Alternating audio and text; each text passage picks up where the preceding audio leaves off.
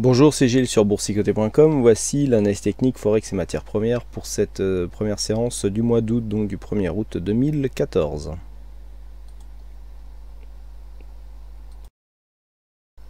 Nous commençons donc par cette paire de devises euro-dollar. Donc finalement, cette zone ici que je vous avais présentée comme zone majeure, finalement tient bon.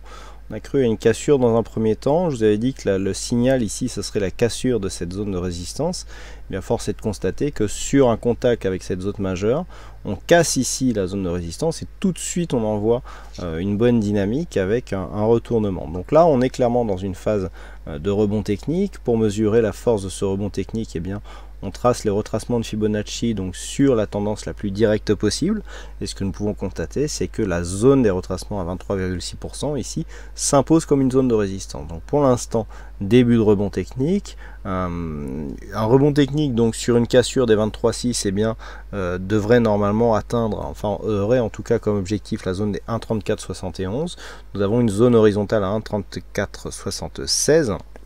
Donc c'est dans cette zone qu'il faudra chercher un objectif si cette zone ici d'un 34,32 devait être cassée à la hausse. Ce que nous pouvons remarquer, c'est que sur cette phase, on matérialise bien ici la phase on avait une légère divergence, enfin non, pas une divergence, mais on avait une sortie ici de la zone de survente avec une sortie du stochastique et une inversion de l'évolution du MACD, alors même que les cours ici oscillent à plat. C'est vraiment sur une libération et sur une rupture de cette zone de résistance que la dynamique s'est trouvée libérée et que l'on a donc marqué un mouvement de hausse. Donc pour l'instant, on reste ici sur une zone intermédiaire, 34,45. Nous avions ici une zone de résistance qui est intermédiaire. Bon, je ne matérialise pas toutes les résistances parce que sinon déjà que c'est assez fouillis, on n'y verrait plus rien. Mais là ici on voit bien sur cette phase ici avec ces deux petits contacts qui correspondaient ici à une zone de point bas, on avait une zone de résistance et c'est sur cette phase que vient s'échouer ici la dynamique primaire de cette phase de rebond. Donc on a quasiment ici un double bottom, mais bon, il était pas assez bien fait pour pouvoir être validé en tant que tel. Donc pour l'instant, en tout cas, on marque un terme à la dynamique baissière qui était en cours, puisqu'on vient marquer un contact relativement fort avec la bande de Bollinger supérieure, ce qui n'était plus arrivé depuis le début ici de cette tendance. Ici, ça en était fallu de peu, mais le contact n'avait pas eu lieu. Et donc ici sur ce retournement, que nous avons ce contact et donc une possibilité de retournement de la tendance. Donc à voir si ce retournement sera suivi du fait ici du retracement à 23,6 qui pour l'instant ne cède pas. Naturellement, ce rebond est valable tant que ce point bas ici des 1,3367 n'est pas cassé à la baisse et la configuration technique ici souligne la dynamique haussière court terme qui est en cours. Et sur la zone, sur la paire de devises dollarienne, c'est la zone des 103 yens pour 1 dollar qui fait office de résistance. Alors je vous avais indiqué ici la présence de deux résistances, une résistance technique ici à 102,71 qui avait été directement franchie, qui s'était ensuite imposée comme zone de support, et la zone des 103 yens pour 1 dollar qui était une zone un peu plus mentale si j'ose dire. Eh bien ces deux zones ici définissaient un range d'évolution de consolidation horizontale qui a été cassé par le bas. Donc on peut là aussi tracer les retracements de Fibonacci. Voilà ce que ça nous donne. Donc on voit bien ici que la rupture de cette zone marque une phase de consolidation. Vous voyez comment sur une rupture, on vient quasiment atteindre d'un coup d'un seul le retracement des 38,2% de Fibonacci et que tout de suite on s'arrête et que l'on continue à osciller. Donc là, on est vraiment sur une phase de consolidation. La dynamique est toujours haussière, une dynamique, enfin une tendance qui ne retrace qu'à 38,2% est toujours une tendance dynamique. Donc on peut avoir une poursuite haussière dans le sillage de cette tendance prochainement. On sort ici d'une zone où la configuration technique était fortement surachetée, donc une consolidation tout à fait logique et qui a certainement été amplifiée par cette configuration technique.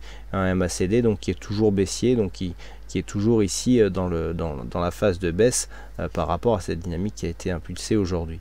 Donc la zone ici d'évolution, tant qu'elle est entre 102,33 et 102,62, eh bien c'est une zone de stabilisation dans un mouvement court terme baissier. Tant qu'on ne dépasse pas 102,33 du fait des retracements de Fibonacci, on reste ici dans un flux haussier court moyen terme. Par contre, sur une rupture ici de cette zone, il faudra venir chercher l'objectif dans la zone 50,61,8, c'est-à-dire entre 101,85 et 102,09 yens pour 1 dollar. Et enfin sur l'or, pas de grosses surprises, hein. On reste ici dans un mouvement qui est dans la continuité du mouvement actuel, avec cette zone de résistance qui définit bien une dynamique baissière qui est toujours en cours. Malgré tout, nous avions ici un contexte légèrement survendu avec ces oscillateurs donc en survente, et suite au retournement du MACD, on a marqué un petit mouvement technique de rebond en direction de la moyenne mobile 20 exponentielle. Donc là on teste cette moyenne mobile 20 exponentielle. Il n'y a aucun point haut significatif qui est cassé à la hausse. Donc ce mouvement s'inscrit dans un mouvement global qui lui reste baissier. Depuis la cassure ici de cette zone, on est venu valider ici la cassure de cette zone de support à 1291 pour venir quasiment tester la zone des 1277. On est venu tester ici la zone des 1280 points, juste légèrement au-dessus. Donc rebond technique, pour l'instant on se stabilise au-dessus des 1291, mais sur une prochaine rupture, eh bien, on pourrait venir chercher donc une cassure dans la foulée des 1280 en direction ici des 1260 $ l'once.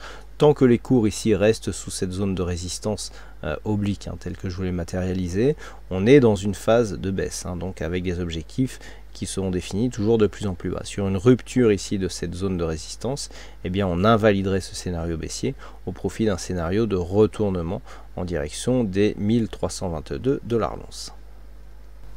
Voilà donc ce que nous pouvons dire sur cette analyse technique Forex et matières premières. Il ne me reste plus qu'à vous souhaiter à toutes et à tous un bon week-end, bonne chance dans le prochain trade, et on se donne rendez-vous dès lundi prochain pour d'autres analyses techniques en vidéo. Bonsoir à tous et bon week-end.